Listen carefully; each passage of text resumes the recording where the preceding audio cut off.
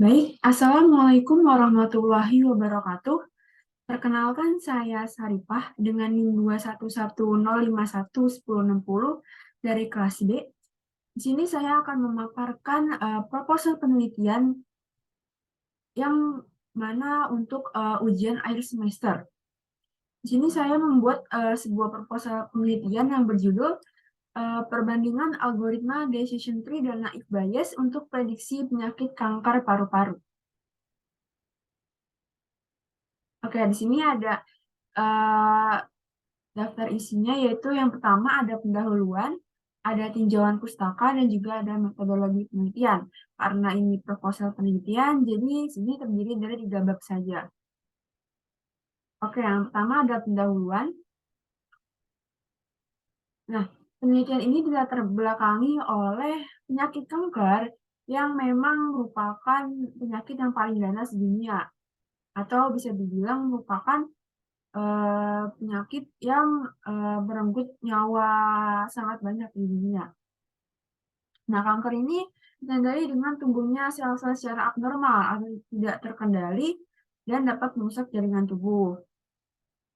Kemudian berdasarkan data yang didapatkan dari Global Burden of Cancer, kanker paru-paru menempati urutan ketiga dengan persentase sebesar 8,8%.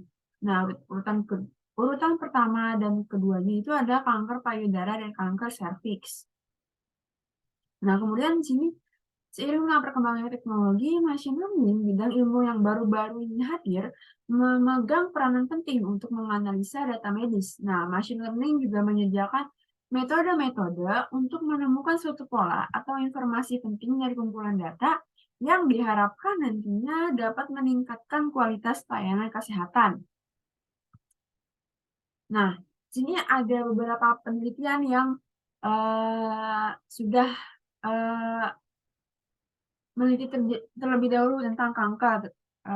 Namun sini penelitian yang lebih sering adalah kanker payudara. Oke, mungkin kita lihat dulu penelitian pertama oleh Novita Ranti Mutiari dan Haris Hudaybi Hanif berjudul klasifikasi penyakit kanker payudara menggunakan perbandingan algoritma machine learning.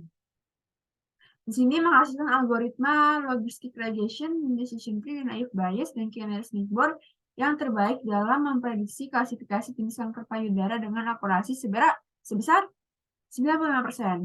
Nah, jadi di sini peneliti ini menggunakan algoritma machine learning untuk memprediksi klasifikasi jenis kanker payudara.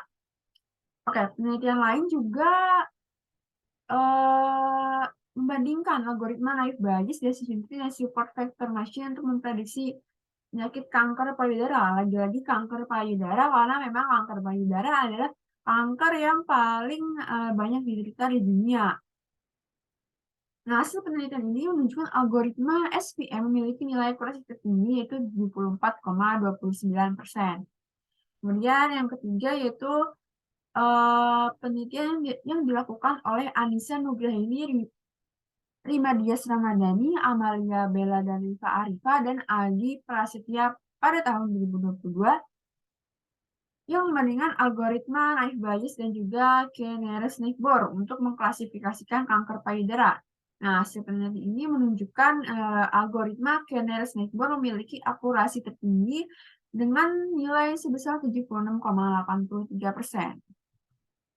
Oke, dari ketiga penelitian ini bisa kita lihat bahwasanya yang paling banyak dilakukan oleh peneliti sebelum-sebelum itu adalah mengenai kanker payudara. Nah, di sini saya tertarik ingin meneliti perbandingan algoritma decision tree dan naive Bayes untuk mengklasifikasikan penyakit kanker paru-paru karena memang kanker paru-paru sendiri ini juga tidak kalah ganas dengan kanker payudara dan kanker serviks. Oke, rumusan masalah di sini yaitu yang pertama, bagaimana penerapan algoritma decision tree dan naive Bayes pada klasifikasi penyakit kanker paru-paru. Ini yang kedua, bagaimana perbandingan hasil akurasi algoritma decision tree dan naive Bayes pada klasifikasi penyakit kanker paru-paru. Tujuan dari penelitian ini yaitu menerapkan dan melakukan analisa terhadap algoritma decision tree dan naive Bayes pada klasifikasi penyakit kanker paru-paru. Kemudian yang kedua, mendapatkan hasil akurasi dan melakukan perbandingan hasil akurasi terhadap algoritma decision tree dan naive Bayes pada klasifikasi penyakit kanker paru-paru. Kemudian terdapat batasan masalah di sini. Di sini saya menggunakan dataset penyakit kanker paru-paru yang diterbitkan pada artikel berjudul Optimal Discriminant Plan for a Small Number of Samples and Design Method of Classifier on the Plan oleh Si Kwang Hong dan Chin Yu-yang. Dataset ini membentuk CSV yang dapat diakses melalui laman archive.ics.uci.edu. Kemudian batasan masalah yang kedua yaitu menggunakan algoritma decision tree dan naive Bayes yang hasil akurasinya nanti akan dibandingkan di mana yang akan lebih tinggi. Oke, yang kedua ada tinjauan pustaka. Tinjauan pustaka ini ada machine learning ya. Di sini kita membahas machine learning ada 3 yaitu naive Bayes, decision tree dan juga imbalance data. Nah, apa sih naive Bayes itu? Naive Bayes atau bisa disebut juga naive Bayes classifier merupakan sebuah metode algoritma untuk melakukan klasifikasi statistik yang dapat memprediksi kemungkinan klasifikasi dari sebuah kelas. Kemudian di sini kita juga menggunakan decision tree. Decision tree merupakan salah satu teknik klasifikasi untuk memprediksi menggunakan struktur pohon atau hierarki. Nah, decision tree ini digunakan untuk membuat pohon keputusan. Kemudian ada imbalance data. Imbalance data ini merupakan kondisi kumpulan data yang mempunyai proporsi kelas yang tidak seimbang. Nah, kelas mayoritas berisi kelas yang jumlahnya lebih banyak, sedangkan kelas minoritas berisi kelas yang jumlahnya lebih sedikit. Jadi misalkan di sini ada penderita penyakit kanker paru-paru lebih banyak daripada penderita penyakit kanker daripada yang tidak menderita penyakit kanker paru-paru. Seperti itu. Oke, di sini kita juga menggunakan konsep data mining. Data mining adalah informasi yang diekstraksi atau pola penting yang menarik dari kumpulan data.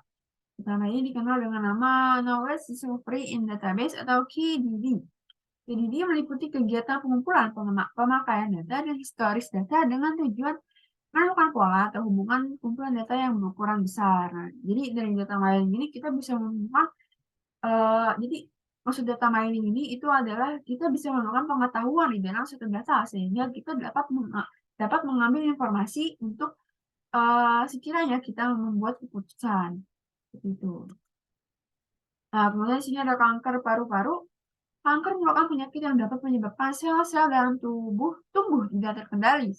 Kanker paru-paru merupakan benjolan atau tumor yang ada di paru-paru, tepatnya epitel bronkus. Paparan bahan kimia yang sifatnya karsinogen seperti asbes dan radon juga dapat menjadi faktor utama dari penyakit kanker paru-paru. Oke, di sini ada penelitian yang relevan. Yang pertama, yaitu ada klasifikasi kanker paru-paru menggunakan naive Bayes dengan variasi filter ekstraksi Sirgay level co-occurrence matrix tahun 2021. Nah, diperoleh naive Bayes dengan akurasi 88,35% dengan arah sudut 0 derajat pada ekstraksi fitur GLCM. Kemudian penelitian yang kedua yaitu perbandingan algoritma machine learning untuk survivabilitas dan biaya pengobatan pasien kanker paru-paru di Taiwan tahun 2021. Nah, di sini hasilnya yaitu decision tree dengan akurasi sebesar 100% dibandingkan dengan algoritma machine learning yaitu algoritma machine learning lain yaitu SVM, Random Forest, Naive Bayes, KNN, dan Logistic Regression. Kemudian yang ketiga ada analisis perbandingan metode machine learning, Random Forest, dan SVM untuk deteksi kanker paru-paru tahun 2020. Nah, hasil penelitiannya itu dihasilkan metode terbaik untuk mendeteksi kanker paru-paru adalah PCA Random Forest dengan peningkatan akurasi menjadi 100% dari metode Random Forest yang memiliki akurasi 90,32%. Nah, yang keempat itu ada pengklasifikasian kanker payudara dan kanker paru-paru dengan metode Gaussian naive Bayes, multinomial naive Bayes, dan juga Bernoulli naive Bayes yang dilakukan pada tahun 2022. Di sini dihasilkan metode terbaiknya yaitu Bernoulli naive Bayes dengan akurasi sebesar 93,25%. Kemudian yang terakhir ada penelitian klasifikasi penyakit paru-paru menggunakan metode naive Bayes studi kasus Rumah Sakit PKU Muhammadiyah Ujung Pangkah Gresik yang dilakukan pada tahun 2020. Di sini menghasilkan nilai akurasi terbaik itu 82% dan error sebesar 18% pada pengujian kedua. Jadi dalam penelitian ini tuh ada 3 pengujian, pengujian pertama, pengujian kedua, dan pengujian ketiga. Nah, pengujian kedua ini yang menghasilkan nilai akurasi terbesar. Kita lanjut ke metodologi penelitian. Jadi ada tahapan penelitian. Oke, tahapan penelitian yang pertama itu pengumpulan data. Seperti yang tadi disebutkan, pengumpulan data dilakukan melalui internet, yaitu uh, sebuah website yang menyediakan database penyakit kanker paru-paru. Kemudian ada pra-proses data, di sini ada label encoding dan juga imbalance data. Label encoding itu uh, mengubah nilai menjadi kategorikal dari yang tadinya numerik. Karena di sini naive Bayes itu baik naive Bayes maupun Bayesian tidak bisa menerima nilai numerik gitu.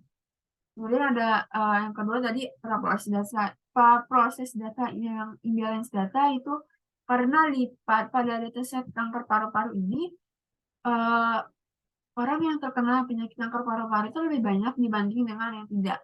Jadi kita harus membuat data ini menjadi balance, artinya sangat besar.